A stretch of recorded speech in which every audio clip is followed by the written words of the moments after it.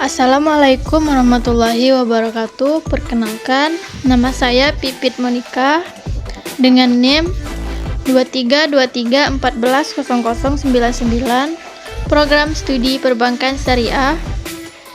Video ini merupakan tugas mata kuliah Etika Bisnis Islam dengan dosen pengampu yaitu Ibu Iis Rusmawati MH, sesuai dengan mata kuliah yang saya ampuh, yaitu Teori Etika Bisnis Islam. Tentu saya akan membahas tentang teori etika bisnis Islam. Saya mengambil judul yaitu Teori Etika Bisnis Islam dan Sumber Daya Insani. Baik, di sini terlebih dahulu kita akan membahas tentang teori etika bisnis Islam. Teori etika bisnis Islam adalah suatu sistem pemikiran yang berlandaskan prinsip-prinsip Islam dalam melakukan kegiatan bisnis. Dalam konteks ini, etika bisnis Islam mengajarkan bahwa setiap transaksi dan keputusan bisnis harus memperhatikan nilai-nilai moral yang terkandung dalam ajaran Islam. Contohnya seperti keadilan, kejujuran, transparansi, dan tanggung jawab sosial. Bisnis tidak hanya dilihat dari perspektif keuntungan materi semata, tetapi juga bagaimana memberikan manfaat yang lebih luas bagi masyarakat dan lingkungan, serta menjaga hubungan yang harmonis antara manusia dan Tuhan. Selanjutnya, pengertian dari sumber daya insani. Manajemen sumber daya insani atau dalam bahasa Inggris dikenal dengan Human Resource Management adalah bidang manajemen yang berkaitan dengan pengelolaan tenaga kerja dalam suatu organisasi. SDI bertujuan untuk memastikan bahwa organisasi memiliki sumber daya manusia yang tepat dengan kemampuan dan keterampilan yang sesuai untuk mencapai tujuan organisasi. Yang kedua, peran etika bisnis Islam dalam manajemen. Pengertiannya adalah etika berasal dari bahasa Yunani yang memiliki arti sebagai akhlak, kebiasaan, atau gabungan perilaku moral yang diterima luas di masyarakat yang membatasi seseorang antara benar dan salah. Sebutan yang beriringan dengan etika dalam Islam disebut sebagai akhlak.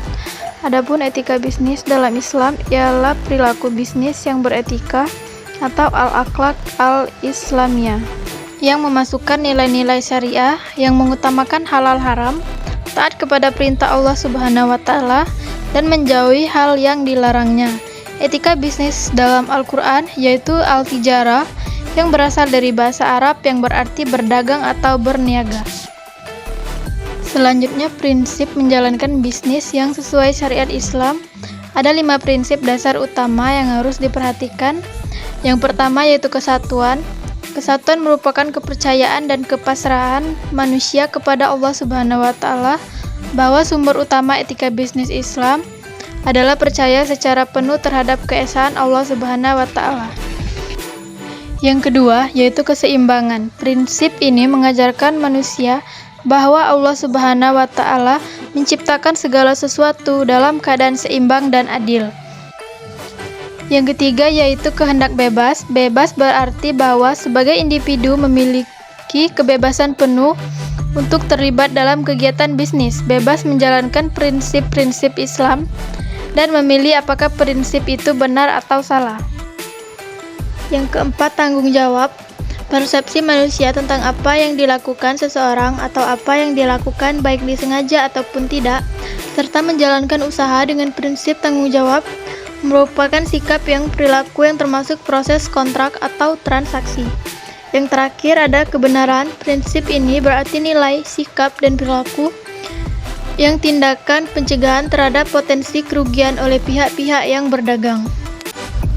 Definisi etika bisnis dengan kata lain, etika dalam bisnis mengacu pada pendekatan perusahaan atau industri dalam menjalankan bisnis. Keadilan, moral, dan kesalahan juga merupakan fokus dari etika bisnis.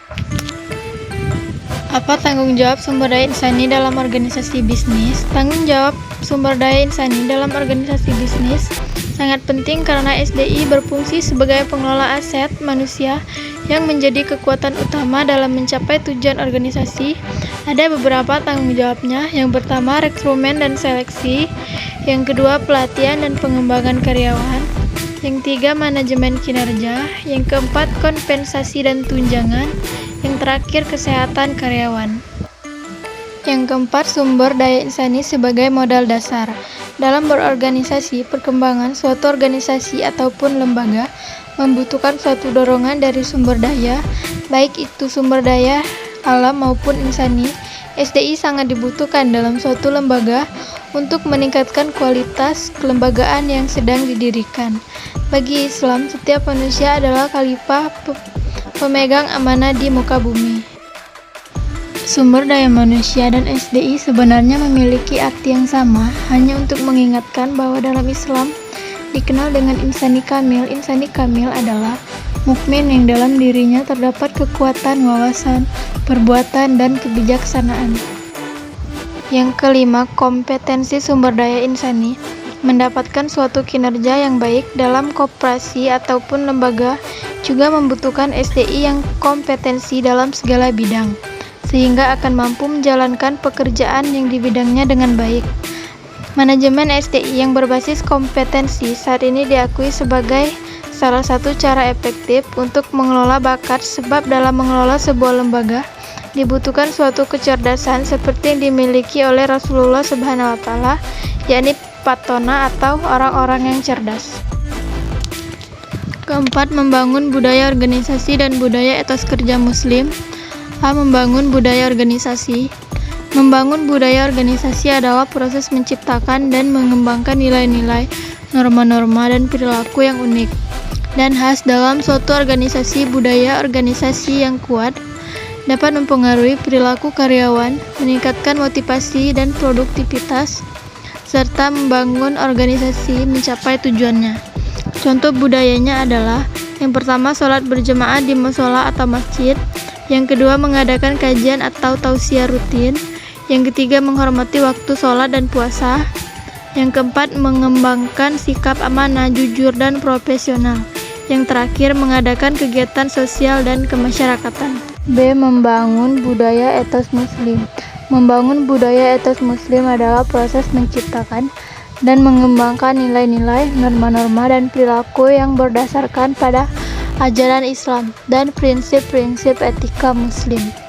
Budaya etos muslim yang kuat dapat mempengaruhi perilaku karyawan muslim, meningkatkan kesadaran dan komitmen terhadap nilai-nilai Islam, serta membantu organisasi mencapai tujuannya dengan cara yang etis dan bertanggung jawab.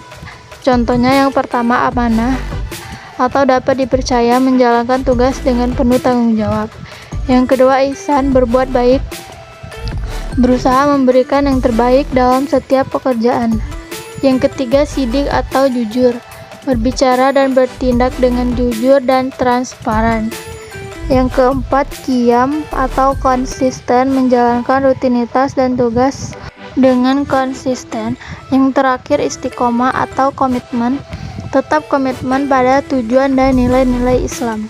Selanjutnya yaitu C. Prinsip-prinsip membangun budaya etos muslim. Yang pertama, kejujuran dan transparansi, membangun kepercayaan dan peran dan transparansi dalam organisasi. Yang kedua, keadilan dan kesetaraan, yaitu membangun lingkungan kerja yang adil dan setara bagi semua karyawan. Yang ketiga, tanggung jawab dan akuntabilitas dalam organisasi. Yang keempat, kerjasama dan solidaritas, membangun kerjasama dan dalam organisasi. Yang keempat, kerjasama dan solidaritas, membangun kerjasama dan solidaritas di antara karyawan.